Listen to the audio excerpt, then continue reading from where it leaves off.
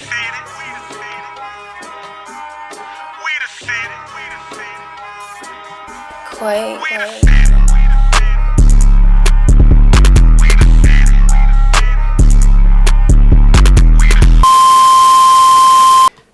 Alright, man. What's up, man? Y'all know what it is, man. We right back here, We the City Podcast, man. And today, hey, man, we got a legendary guest in the building, man. One of the most, the name, it carries weight by itself, man. You know what I'm talking about, man? I've watched, through his legacy, I've watched the government try to use this man as a pawn. I've watched rappers take his legacy and wear it in front of the world. We've also seen TV shows come out and tell the man whole story, but don't give him no glory. Hey, man, we have none other than the legendary Freeway Rick Ross here with us today, man. Hey, man. What's up with you? Man, I'm so glad you're here to talk with me today, man. I have so many...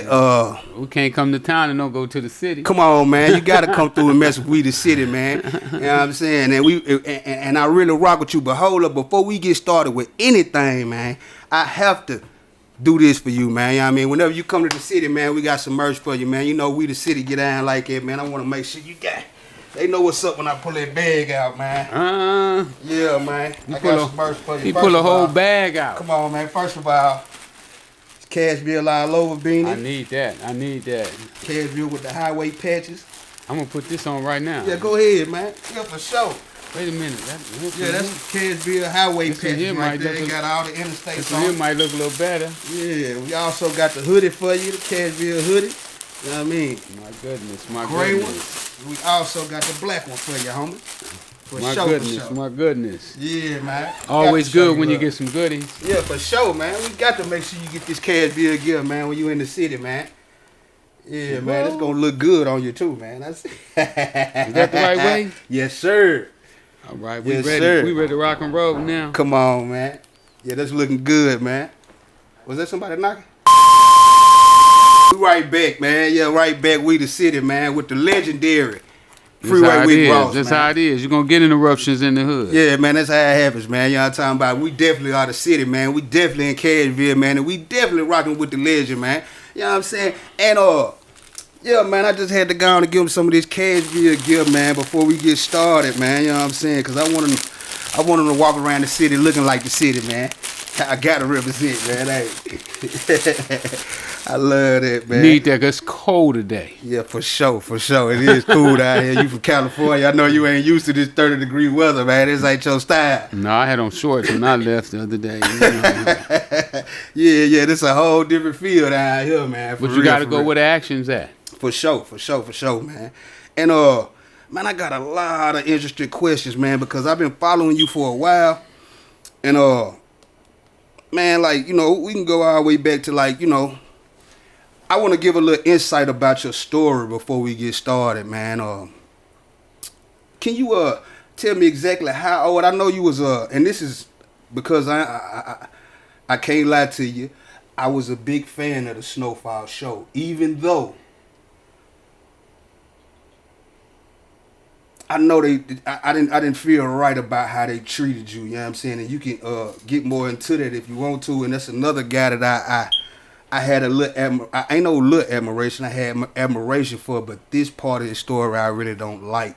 You know what I'm saying? And that's John Singleton. I really admire his work. But when I seen you tell the story about how the situation didn't work out right, but the story still was told. You feel what I'm saying? Yeah. It's all good.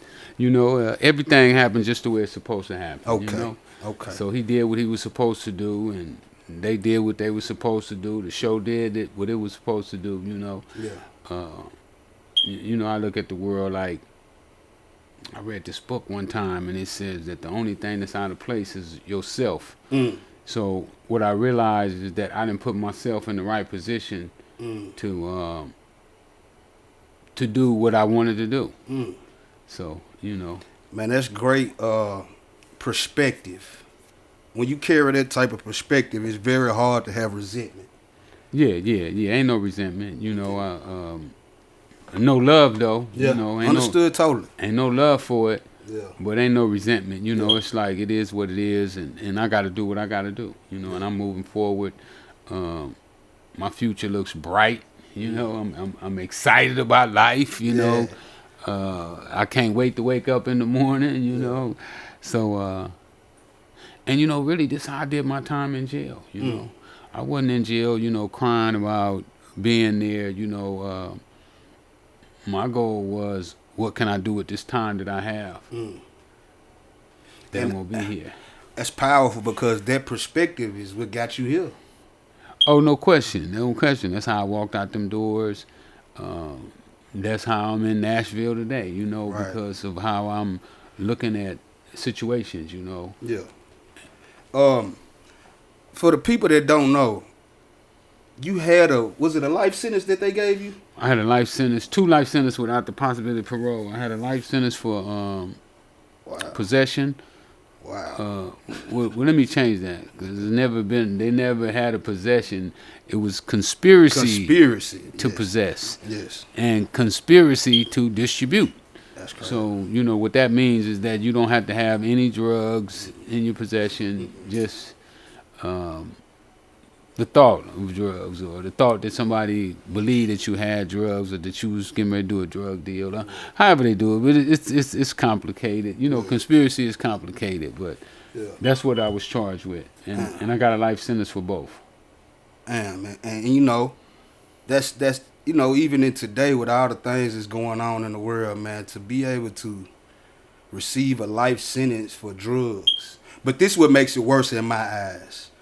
When you got in there and you had to do your research and you did your due diligence about what happened, come to find out, it was a whole bigger thing going on. Oh, yeah. And they turn around and make you the fall guy. This for thing went all the way problem. to the White House, to Yeah. the President of the United States. I mean, it was complicated. and for me, I first I couldn't even believe that I was involved in a situation, of that magnitude.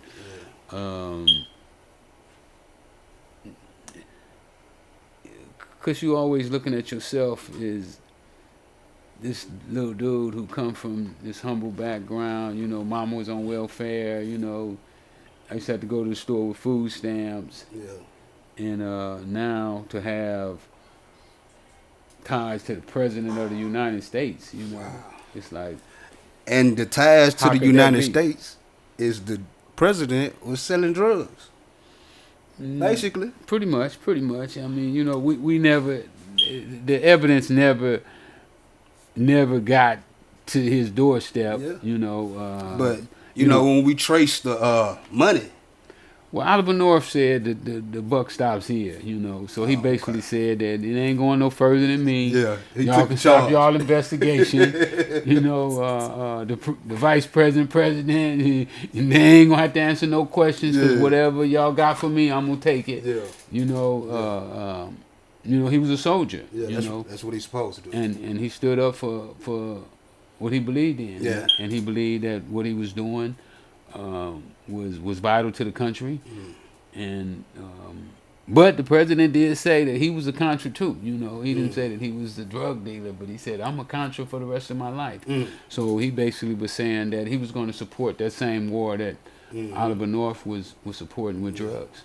And however they decided to support it, which was, for those that don't know, the government, they wanted to. The Contras was a war, wasn't it? That was between Sandinistas, and they wanted to fund the Contras.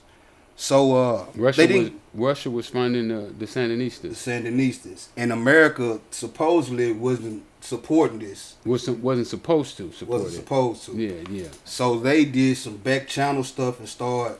Well, they needed money that couldn't be traced, because Yeah. Congress had wrote in the law that the Contras had been doing some crimes, some heinous crimes to women and children, and Congress didn't feel that the U.S. should be backing somebody that was Had that type of life. Yeah. So they did an order to cut all funding off, and Ronald Reagan in and George Bush didn't feel that that was the case. You know, they felt that the Contras still needed support. This hat done warm me up. I know it look warm. I'm gonna need that when I get outside. For sure. Yeah. Yeah. So they still wanted to back the Contras. Mm-hmm. So now they needed to come up with a money source that Congress couldn't see. Yeah. Yeah, man. So in a nutshell, man, we got to see into the devil's eyes a little bit when your situation was brought to the public. Yeah. San Jose Mercury News broke the story in '96, I believe it was. You know, I don't keep up with history. Yeah. Even though I'm in history, Yeah. you know, Yeah. I'm still ain't. You know, I'm sure that's a part of your life that it doesn't really. Well, everybody else might it was a difficult time for you, but you just thankful. I know you thankful you got through. Yeah. I'm in there fighting a life sentence, Yeah. you know, without the possibility of parole. But San Jose Mercury News was a major newspaper, and they broke the story, which was the first time a major newspaper ever put anything on the internet. Mm. So technically. So you started the internet news. I'm probably, you know what? I'm probably the first person to ever go viral on the internet. Wow, man, you done did a lot of stuff, man. Your name heavy, man. Your name heavy, man. You know, we just figured that out in Kansas City about 3 weeks ago. Oh, really? Yeah, that I probably was the first person to ever go viral on the internet. Break the internet. Because nobody, you know, people wasn't really using the internet at that time. Yeah. And You're right. Time magazine had wrote an article in it. It said that when San Jose Mercury News broke the article, it was the first time blacks went to the internet in droves. Mm. So everybody wanted to know about this CIA giving crack cocaine to the Bloods and the Crips. Mm-hmm. You know, which, you know, the Bloods and the Crips migrated all around the country. That's how, really, drugs is really how they were able to spread the Bloods and Crips in so many different cities. Yeah. Because they would go there, they would have that money, and, you know, they don't care what set you from. You got that money, we join up. You got that money in that sack, man. We messing with you. I know that it happened right here in this city. We signing up. You know what I'm saying? Yeah. You Blood, you Crip, we with it. Yeah. So for sure. it kind of like, you know, spreaded the mentality around the country. Yeah. Well, I have another question revolving that because I think real deep sometimes, and you know, I watched all of these shows and all these movies, like the one that they made about what's the guy that was flying the plane, the white guy, American Barry Seal. I watched all of these movies, and the just that I got out of it by looking at it all was the government was controlling the drug trade. Period. Yeah. Whether no matter who they used, they was the ones behind the drug trade. And when I think about that, I sit back and I ask myself right now, if they was doing it then, what makes it different now? I mean, a lot of people got that same opinion. Mm-hmm. A lot of people that I talk to, they ask me the same question you just said. If they did it then, would they do it now? And we know that, you know, it's been some ruthless people to run this country. Yeah. You know, they've done some heinous things, and still, you know. Yeah. So, who knows? Yeah. I just, you know, to me, I look at society, and I know people can get high quicker than they can get a hamburger around here. True. So to me, I don't see that as being a street thing. That's a corporate thing. Well, you know, the thing about it is that these street dudes ain't got boats. Exactly. Don't have airplanes. Exactly. And most of them never left the country. They don't know how to turn no leaf into cocaine. We don't know how to do that. You know what I'm saying? So I know it, when I put all that in my mind, I know just common sensely it's a bigger hand at play. Yeah. You know what I'm saying? Because it's too convenient for it not to be, just in my personal opinion. And, you know, I could go deeper into more stuff that I've seen, but, you know, I just wanted to get your opinion on that just to, you know. Nah, that's my opinion. You got it. But the street dudes get the blunt of the punishment. Yeah, they do. They always make us wear it, just like you, for example, man. You know what I'm saying? At the end of the day, they was going to throw your life away. Yeah. That's just the to plan. make an example. That was their plan. Yeah. And you know, man, you know, from what I heard, you didn't even know how to read at first. No, I learned how to read while I was in jail. Man, that's major. For a man that don't even know how to read, to go in there, go against the government, and give back 2 life sentences, that's king shit, homie. That's real talk, man. You know what I'm saying? Well, you know, we done did some amazing things, and I'm saying black people in our lives, you know, being over here in this country, you know, from slavery to, you know, where we at today. Yeah. And really where we could go, you know, if we only united. For sure. Speaking of that, you came in with a book, you got tickets. What do you have going on nowadays that's you pushing forward with, and you left all that behind? I know, but you a hustler, man. One thing about a hustler, you gotta hustle. Come on, man. One thing about a hustler, he gonna always hustle, man. Well, you know, I wrote the book when I was in jail, and I was sitting there, man, and I'm finna get a life sentence without the possibility of parole. I know I'm finna get this life sentence. Yeah. Judge done told me, my lawyer done told me. You know, man, what type of feeling is it though, man? It's cold. It's a cold feeling. It ain't nothing you want to feel. Wow. And I can only imagine. And I could only think about what about the other young brothers who think selling dope is cool, who think that, you know, it's a pot of gold at the end of the rainbow. You know, so I said, man, you should write a book for them. Because you might never see them, you know. That's real. You might never get to be on a podcast. You Word. Word. I said, write the book for them, man. You send the book to them. So, damn, so you thought about writing a book. Was this before you learned how to read? No, I learned how to read then. I was reading. But, you know, I had people that would you know, they would do the scratching for me. Yeah, I talk, they scratch. Yeah, for sure. I already know about shit. For sure, man. About shit all the way around, man. Yeah. When you first stepped into the world, was you surprised? What was you most surprised about when you first stepped into that world, like when you first got into it?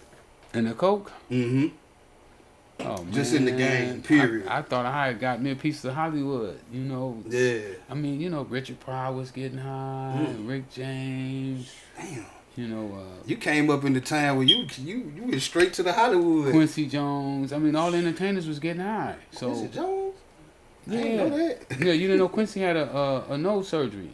I ain't know that. Yeah. He had the surgery. Damn, Don Cornelius had it too. Damn. You know, they was blowing too much Not blow. Don Cornelius. But you know, in the early days, actors used to put cocaine in their rider. I didn't know that. Yeah, there's actors that they got their rider, and in the rider it says, "Give me an ounce of cocaine." God, that's cold blooded, man. You know, like now these dudes put in there, "Have me an ounce of weed." Yeah. It's just different times, different things. You right. You know what I'm saying? So it wasn't frowned upon the way it had got to be frowned upon, you know. So it was a little different time. Yeah. A lot of people talk about their past and the crime, man, but they don't really describe the genius in the business they built, you know what I'm saying? And that's why I want to go a little bit more into this hustle that you got now, you know what I'm saying? And the man, you know, like, it's one thing to sell drugs, but it's another thing, man. It takes, like, I've been out here in these streets for a long time. You got a plan. You got to have discipline and a plan. You got to have a plan. You know, when people go into, a lot of these dudes go into the game, they don't go in with a plan. You know, like young brothers, when I was in the pen, there would be young brothers coming up to me, man, I sold dope, man, but I ain't never made $10,000. And I was like, you ain't never made $10,000? Yeah, I can understand what you're saying, and I can understand them too. You know, you playing with yourself, yep. and what happens is they don't have a plan. Mm-hmm. See, when I got in the dope game, I didn't get in the dope game for a pair of tennis shoes or a fresh pair of jeans. What was your mindset? When I first got into it, right, I'm gonna be honest with you. I wanted some rims for my car. And like everybody, I wanted some rims. I wanted some Daytons, right? Yeah. I had an old '66 Chevy I've been putting together, and you know, convertible, and I stole enough stuff to chrome all the bottom was chromed, and and I need the interior tightened up, and I need the paint job on it, and I wanted some Dayton's. So I said, man, me and my partner was like, we can get the paint job and get the interior done. Them Dayton's was $3,200. Oh man. That's a little like we could do the paint and the interior ourselves with them rims. So we was like, man, we gotta get in this dope game, man. Get us some rims. So that's how we got started, man. And it went from there. And then as I was in the game, I started to see potential to do some other things. Yeah. You know, like, oh man, it's bigger than a car. Yeah. You know. And then I had got arrested for stealing cars. That why you had a love for cars, did you? I know you. So I learned a valuable lesson from that, right? Mm-hmm. I've been doing all this stealing. Every night I'm stealing. All night long I'm stealing. And I'm putting everything into this car. Mm. So when I get arrested, I ain't got nothing to show for it. Mm.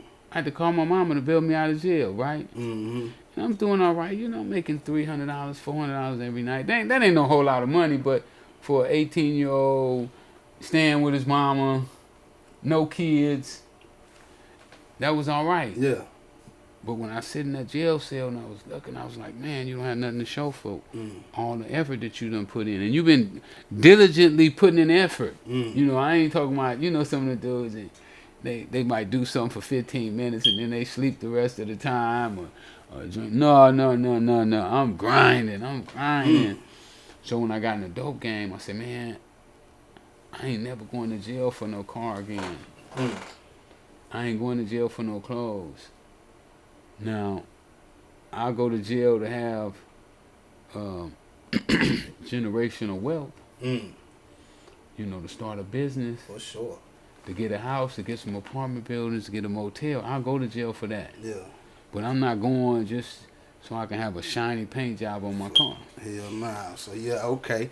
That incident changed your mentality. I changed my mentality. I went from being a petty materialistic to a little higher materialistic. You know what I'm saying? Yeah. Some real value. You know, something that was gonna last. Yeah. Sometimes it takes consequence to change your perspective. You know what I'm saying? Oh, all the time. Yeah. If nothing ever jerks you, you know, you ain't gonna never change. Exactly, you know? Man. Exactly, man. You know what I'm saying? And like we was just talking, I know I have heard you talk before. Like you said, you put a lot into that. I know you said you had a chop shop and all that when you was dealing with them cars. Man, that just let me know. I told you I was serious with it. Yeah, whatever you do, I see you take it to the max. Man. You know I got to. I want to be the best. You know, for sure. I don't want to be a slacker. Mm-hmm. You know, I don't even like slackers. For sure. Nah, it bring you down. You don't even want to be around them. Nah, I don't want to be around them. For man. sure. If you ain't on your game, I mean, we could be cool though. Yeah, I totally understand. We could be cool, but there ain't nobody I'm being around every day. Me and you ain't gonna be on the same level. Nah. You know, no. I can love you and everything, but you know, when you see people character traits and you know you're trying to be better, it's not to really even down them.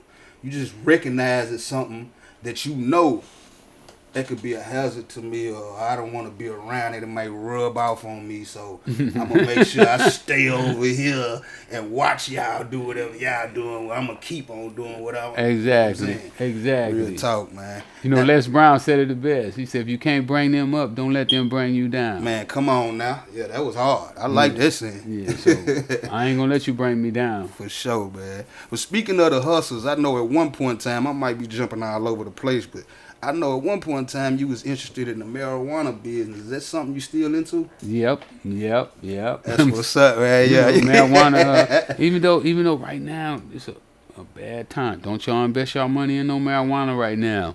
I'm gonna tell you. I was gonna ask you about that because it feels corporate with the things that they're doing to the marijuana business right now. No, this a bad time to invest right now because marijuana is on a downscale. It's going down right now. Prices is way down. You know, people come to me, man, I'm gonna start a grow. I'm like, no, man, don't do that right now. You know, this is because growers are growing marijuana just to pay their bills, just to get by. How did it get so bad? Well, they gave out a lot of licenses. Mm. You know, Oklahoma for one, which I think Oklahoma did their laws probably better than anybody in the country. Oh, really? Yeah, they let them shoot it out. You know, Man, I didn't even know they were legal in Oklahoma. To be honest. Oklahoma legal. So what they did is they said you got 2,500, you can get a license. Wow. We don't care who you is. Wow. Yeah. So I mean, and that's the way it should have been done. Yeah. Like California, for instance, when they first gave out the licenses, it was like $200,000 to get a license. they did a documentary, and I seen a documentary. So that automatically knocked out Yeah. 99 Yeah. point something blacks wasn't getting no license. You know what I'm Nah. saying? And I heard there was a lot of red tape around them 200 too. Yeah. So that knocked out a lot. Mm-hmm. But then what happened is they had a movement called social equity, and that's how I jumped in that movement, and that's how I wound up getting my marijuana license. But when we got our license, the market was flooded. Yeah. You know, they had already, those guys had already become multimillionaires. You know, the first 198 people that had got the license was already multimillionaires. And it didn't take long. Yeah, and the industry just went down from there. That's crazy, man, and I hate that because I think they knew that industry would be favored to us a whole lot. Oh, it definitely is. It definitely is. Well, we really built the industry. Yeah. You know, had it not been for blacks continuing to sell marijuana when they said it was illegal, Yeah. it never would have become legal. Real talk. I believe that's something that's just like, I believe that's our people plant. I think that need to be our national plant, man. That's straight up, man, because we love it. It's just something natural. I remember my first time smelling it. I was a baby in the car seat. I never forget it. Every time I smelled it, from then on, I knew exactly what it was as a kid. You know what I'm saying? And like I said, I think it was just something. Well, maybe one day, naturally it may become, as legal as some other herbs. Because there's a lot of herbs that have no regulations on them. Herbs really serve great medically. You know what I'm saying? Like, we don't really have a lot of education on it as far as just us as a people, but herbs, even says it in the Bible, that herbs are meant to nourish the body. You know what I'm saying? So, I'm sure there's good ways that they can find to use it, but it's more useful to use as a tool of they lock a lot of people up for that, man. I remember my first charge was because I had a blunt. First time ever being put in the system was one blunt, you know what I'm saying? And just that simple, you know what I'm saying? I never got out of that loop as far as like when I started getting into the system and getting in trouble, it started with one blunt, you know what I mean? And for the next 10 years, it took me, not to say that the blunt, you know what I'm saying, was the brunt of all the shit, because my mind was in another place and I was doing a whole bunch of bullshit. But I just feel like, that little blunt wasn't even really nothing to charge nobody with, especially in today's time. They'll probably throw this shit on the ground and stomp it out now. Oh, for sure. They don't care. Nobody really care about marijuana right now. Law enforcement don't really care. I don't know why they don't just go and make it legal in all 50 states, and let it go ahead and do what it's going to do. I don't know why they don't do it either, man. You know what I'm saying? It's kind of weird to me, but then it makes sense to me when I look at it on the flip side. You know what I'm saying? They still get a lot of benefits out of keeping their jails filled, man. They have state contracts out here, man. Yeah, they still putting people in prison for it in some states. For sure. I got one more question before we go to break about a little bit of your prison time, man. What was the lowest moment? But yeah, I mean, I know we just talked about I think that might be it, but I want to hear you say it. What was the lowest moment in prison, man, when you was in when my mom broke down in court. To see my mom take me getting a life sentence so hard. She took that to heart. So it was like, hurting your mom. Yeah. That's it almost like, you getting to see yourself get killed and your mom walk to the scene and and you get to see that. That's what it felt like. Man, that's what I can imagine it felt like, because Nah, homie, you just broke that down in the best way possible, man. Like, the way you said it just hit me in a way to where I just tried to relive it in my head. That's crazy, man. Like, you know what I'm saying? And I can understand why that would be, especially because a lot of us as black men, we have a whole lot of admiration and respect for our mothers. Yeah. You know what I'm saying? Especially the mothers that, you know what I'm saying, they took care of us. You feel what I'm saying? Single parent. Yeah. And to be in that position, how many, you got any brothers or sisters? Mm-hmm. Yep. Either way it go, no mother don't want to see their child go through nothing like that. You feel what I'm saying? And you know it hurt. And you know we call ourselves when we out there doing certain things, we call ourselves trying to make stuff better for everybody. To see it flip and you causing pain that you was trying to revert, I can understand why that probably be more traumatic than them telling you got all that time. You know what I'm saying? Yeah. Seeing the reaction on your mama, man. You know what I mean? That's crazy. But yeah, man, we're gonna have to take a break, man, for a second, man. All right, let's do it. Right back in a second, man, with Freeway Rick Ross, man. We got some good questions, man. We have a good conversation, man. We'll be right back, man.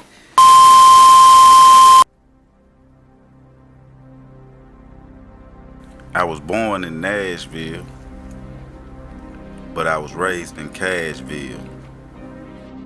People ask, why y'all call it Cashville? I tell them, we been getting money before the Batman building. North, south, east, west. We put on for the city. We sacrificed it all. Blood, sweat, and tears. People died for this name. And I done been everywhere. From shopping sprees in Harlem to award shows in LA. But when it come to turning nothing into something, I put Cashville on top.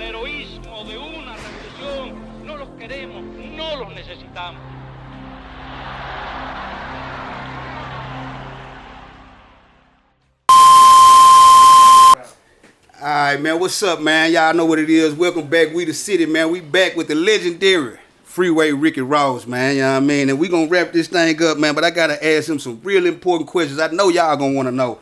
And the first thing I ain't really got into yet, man, is how do you feel about the way hip hop has used your name, your story over the years, whether it's empowerment, exploitment, or both? How do you feel about it? I mean, you know, it for the most part, and I love hip hop. Yeah.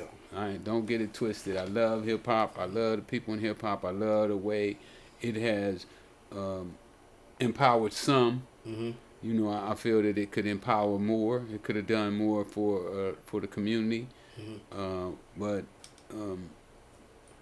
I'm flattered in a way, you Mm-hmm. know, but disappointed in some. You know, that they would take my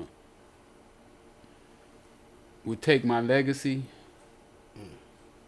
And knowing that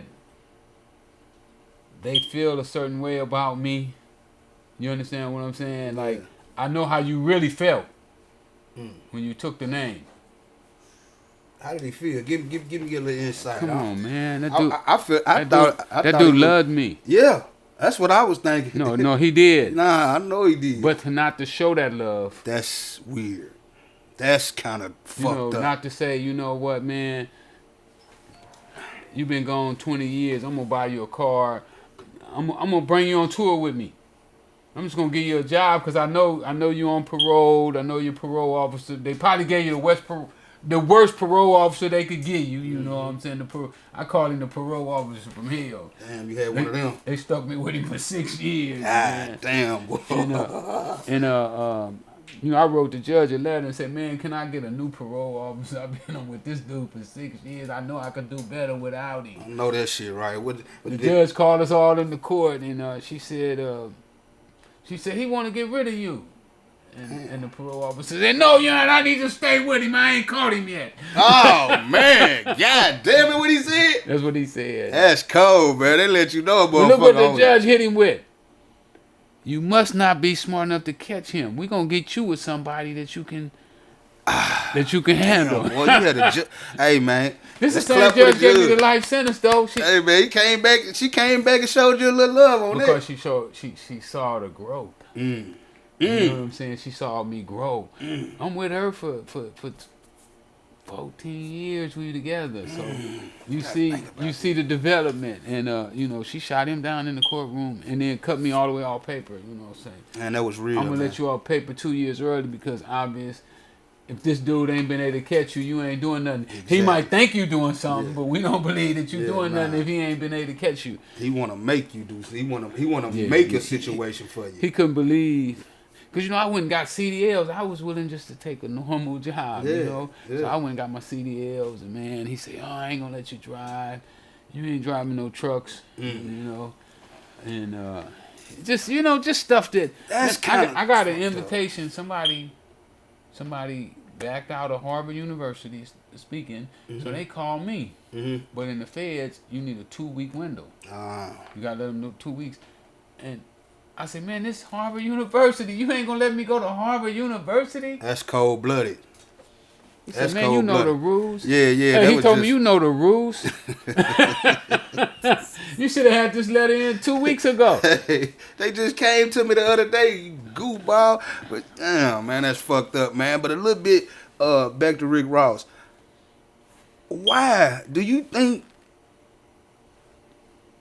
Did you come up with anything like why he didn't keep it real with you? Like, what was his purpose of? Well, I would discredit him for sure. You know, you would be discredited. And I told him when I was in jail, I was like, look, man, if you show me love, they're gonna like you just like they like you if you tell them you me. They would have had him up there, I promise. They gonna figure, because we talking up, me and him talked on the phone.